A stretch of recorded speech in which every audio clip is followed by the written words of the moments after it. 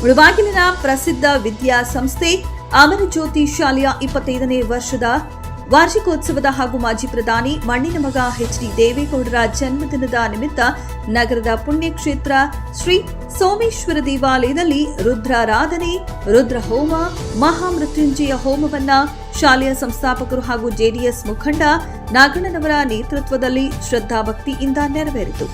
ಇದೇ ಸಂದರ್ಭದಲ್ಲಿ ಪೂಜಾ ಕಾರ್ಯಕ್ರಮಕ್ಕೆ ಆಗಮಿಸಿದ ಎಲ್ಲ ಮುಖಂಡರುಗಳು ಹಾಗೂ ಗಣ್ಯರು ನಡೆದ ಕಾರ್ಯಕ್ರಮದ ಬಗ್ಗೆ ತಮ್ಮ ಅಭಿಮತವನ್ನ ವ್ಯಕ್ತಪಡಿಸಿದರು. ನಮಸ್ಕಾರ. ಈ ದಿನ ಮುಳಬಾಗಿಲಿನ ನಗರದ ಪ್ರಖ್ಯಾತ ಶಿವನ ದೇವಸ್ಥಾನ ಆದಂಥ ಸೋಮೇಶ್ವರನ ದೇವಸ್ಥಾನದಲ್ಲಿ ಅನೇಕ ಕಾರ್ಯಕ್ರಮಗಳನ್ನು ಹಮ್ಮಿಕೊಂಡಿದ್ದೀವಿ. ಮುಖ್ಯವಾಗಿ ಒಂದು ನಮ್ಮ ಶಾಲೆ 25 ವರ್ಷಗಳ ಆದ ಒಂದು ಸವಿ ನೆನಪಿಗಾಗಿ ಮತ್ತು ಶಿವನ ಪ್ರಾರ್ಥನೆ ಮಾಡಿ ರುದ್ರಾರಾಧನೆ, ರುದ್ರಾಭಿಷೇಕ ಹಾಗೂ ಮೃತ್ಯುಂಜಯ ಹೋಮವನ್ನು ಇವತ್ತು ಹಮ್ಮಿಕೊಂಡಿದ್ದು ಏನು ಸಕ್ರಮವಾಗಿ ಸಾಂಗೋಪವಾಗಿ ಎಲ್ಲನೂ ಈ ಕಾರ್ಯಕ್ರಮ ನಡೆದಿದೆ ಮತ್ತು ನಮ್ಮ ಶಾಲೆಯ ಪರವಾಗಿ ಈ ಕಾರ್ಯಕ್ರಮವನ್ನು ಆಯೋಜಿಸಿಕೊಂಡಿದ್ವಿ. ಅದೇ ರೀತಿ ಇವತ್ತು ನಮ್ಮ ನೇತಾರರಾದಂಥ ಶ್ರೀಮಾನ್ ಎಚ್.ಡಿ. ದೇವೇಗೌಡರ ಅವರ ಹುಟ್ಟುಹಬ್ಬದ ಪ್ರಯುಕ್ತವಾಗಿ ಅದು ಕೂಡ ಸೇರಿಸಿ ಇವತ್ತು ನಾವು ಈ ಪೂಜೆಯನ್ನು ಹಮ್ಮಿಕೊಂಡಿದ್ದೀವಿ. ದೇವಸ್ಥಾನವಾಗಿರ್ತಕ್ಕಂಥ ಸೋಮೇಶ್ವರ ದೇವಸ್ಥಾನದಲ್ಲಿ ಏನು ಅಮರಜ್ಯೋತಿ ವಿದ್ಯಾಸಂಸ್ಥೆ ತನ್ನ 25 ವರ್ಷಗಳ ಇದನ್ನು ಮುಗಿಸಿ ಆ ವಿದ್ಯಾಕ್ಷೇತ್ರದಲ್ಲಿ ತಮ್ಮ ಸೇವೆಯನ್ನು 25 ವರ್ಷ ಮುಗಿಸಿ ಅದರ ಒಂದು ಹಿನ್ನೆಲೆಯಲ್ಲಿ ಇವತ್ತು ಒಂದು ದೇವರ ಸನ್ನಿಧಿಯಲ್ಲಿ ಈಗ ರುದ್ರಾಭಿಷೇಕ, ಮೃತ್ಯುಂಜಯ ಹೋಮ ಎಲ್ಲವನ್ನು ಕೂಡ ಹಮ್ಮಿಕೊಂಡು ಅನೇಕ ಭಕ್ತಾದಿಗಳನ್ನು ಈ ಒಂದು ಕಾರ್ಯಕ್ರಮಕ್ಕೆ ಆಹ್ವಾನಿಸಿದ್ರು. ಎಲ್ಲ ಭಕ್ತಾದಿಗಳು ಬಂದು ಏನಿವತ್ತು ಅವರು ನಡೆಸ್ಕೊಟ್ಟ ಶಾಲೆಯ ಅಧ್ಯಕ್ಷರು ಮತ್ತು ಮುಳಬಾಗಿಲು ತಾಲೂಕಿನ ಕೋಚಿಮಲ್ನ ನಿರ್ದೇಶಕರಾದಂಥ ನಾಗರಾಜಣ್ಣವರು ಹಮ್ಮಿಕೊಂಡಿರ್ತಕ್ಕಂಥದ್ದು ಲೋಕ ಕಲ್ಯಾಣಕ್ಕಾಗಿ ಮತ್ತು ಮುಳಬಾಗಿಲು ತಾಲೂಕಿನ ಎಲ್ಲ ರೈತರಿಗೂ ಹೈನುಗಾರಿಕೆ ಮಾಡ್ತಕ್ಕಂಥ ಎಲ್ಲ ಸಮಗ್ರ ಜನತೆಗೆ ಒಳ್ಳೆಯದಾಗಲಿ ಅಂತೇಳಿ ಇವತ್ತು ಈ ಕಾರ್ಯಕ್ರಮ. ಅಮರಜ್ಯೋತಿ ಸಂಸ್ಥೆ ಇವಾಗ 25 ವರ್ಷ ಪೂರ್ಣಾವಧಿ ಮುಗಿಸಿದೆ.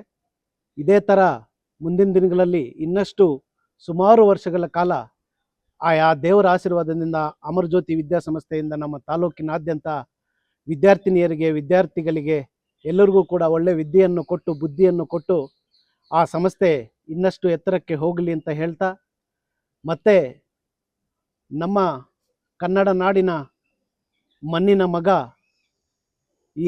ಈ ಒಂದು ರಾಜ್ಯದ ರೈತರ ಕಣ್ಮಣಿ, ರೈತರಿಗೋಸ್ಕರನೇ ಹುಟ್ಟಿರ್ತಕ್ಕಂಥ ಒಬ್ಬ ಧೀಮಂತ ನಾಯಕ ಅಂತಲೂ ಹೇಳ್ಬೋದು.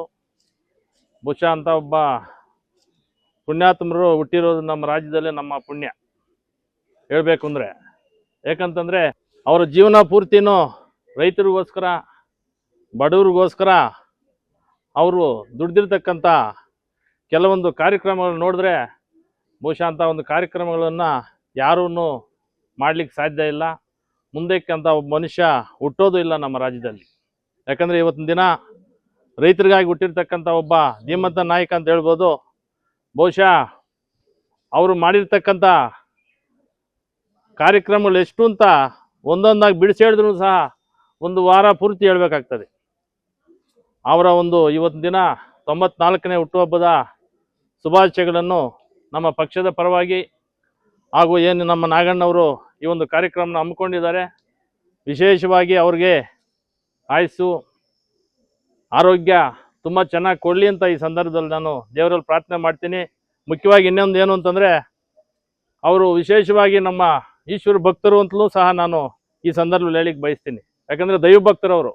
ಯಾಕಂದರೆ ಈ ಒಂದು ರಾಜ್ಯದಲ್ಲಿ ಒಬ್ಬ ಬಡ ಕುಟುಂಬದಲ್ಲಿ ಹುಟ್ಟಿರ್ತಕ್ಕಂಥ ಒಬ್ಬ ಮನುಷ್ಯ ಕೆಂಪುಕೋಟೆಯಲ್ಲಿ ಧ್ವಜ ಹಾರಿಸ್ತಾರೆ ಅಂತಂದರೆ ಬಹುಶಃ ಅಷ್ಟು ಸುಲಭ ಅಲ್ಲ.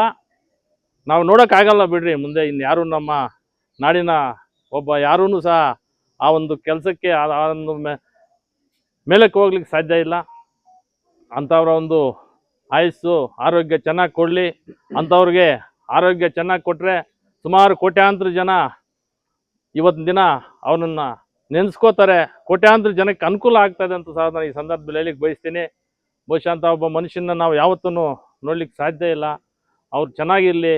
ಆ ಕುಟುಂಬ ಇವತ್ತಿನ ದಿನ ರೈತರೇನಾದರೂ ಉಳಿಬೇಕಂದ್ರೆ, ಈ ರಾಜ್ಯದಲ್ಲಿ ರೈತರು ಉಳಿಬೇಕಂದ್ರೆ ಆ ಕುಟುಂಬ ಮುಖ್ಯ.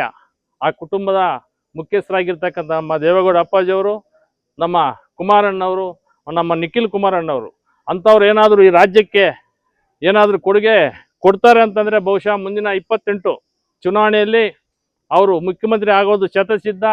ಅವ್ರೇನಾದರೂ ಮುಖ್ಯಮಂತ್ರಿ ಆಗಿದ್ದೆ ಸಂದರ್ಭದಲ್ಲಿ ಈ ಒಂದು ರಾಜ್ಯಕ್ಕೆ ಒಂದು ಒಳ್ಳೆಯ ದಿನಗಳು ಬಂದಿದ್ದಾವೆ ಅಂತಲೇ ಅರ್ಥ. ಯಾಕಂತಂದರೆ ಈಗಾಗಲೇ ತಾವೆಲ್ಲನೂ ನೋಡ್ತಾ ಇದ್ದೀರಿ, ಈ ಒಂದು ರಾಜ್ಯಕ್ಕೆ ಯಾವ ಗತಿ ಬಂದಿದೆ ಅಂತ ಹೇಳ್ಬಿಟ್ಟು ಆ ಗತಿಯನ್ನು ಹೋಗ್ಲಾಡಿಸ್ಲಿಕ್ಕೆ ಬಹುಶಃ ಅಂತ ಒಬ್ಬ ನಾಯಕ ಈ